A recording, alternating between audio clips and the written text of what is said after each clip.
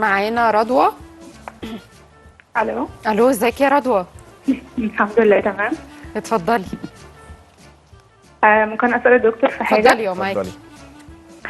دكتور، انا حامل في الشهر الرابع. تمام. اما رحت يعني بتابع مع الدكتور اللي انا بتابع معاها وكده، فهي بتقولي ان وزني بيزيد بس مش كتير، يعني نص كيلو كل شهر. المفروض ان الحامل بيبقى ليها وزن معين بتزيده اثناء فتره الحمل. تمام. انا وزني كان 50، فاول شهر حمل لحد دلوقتي انا في الرابع انا 52، يعني بزيد تقريبا نص كيلو كل شهر. تمام. فانا كنت عايزه اعرف ازاي انظم مثلا وجباتي. طبعا اول 3 شهور كانت بهدله جدا لان كان حملي صعب فيهم، او عامه اول 3 شهور بيبقوا صعبين، يا دكتور قال كده. فما كنتش باكل كويس، ما كنتش باكل لبن ولا بيض ولا اي حاجه من الحاجات دي خالص. كان في قيء مستمر، كنت باخد له حقن كل يوم. فطبعا اكلي مش متظبط، مع دلوقتي كمان احنا في اجازه ثانوي مش متظبط برضه. فمش عارفه اعمل ايه عشان اظبط اكلي، ازود وزني عشان يا رضوى، انت عايزه وزنك يزيد ليه يا رضوى؟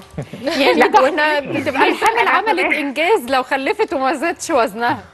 لا، هي دكتور بتقول بس في زياده وزن طبيعيه بس للحمل مش اكتر، مش زياده وزن عاديه، انا مش عايزه وزني. طيب نص كيلو حلوين كل شهر. على والله. العموم بصي، هو في بودره في الصيدليه. شكرا يا رضوى.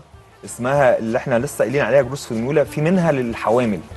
جروس فورميولا بتاعه الحوامل دي بودره مأمونه جدا وخاصه بالحوامل، بتزود الوزن وتاكلي الاكلات اللي بيبقى فيها سعرات حراريه زايده، بس ليه؟ بس ما تبقاش مضره.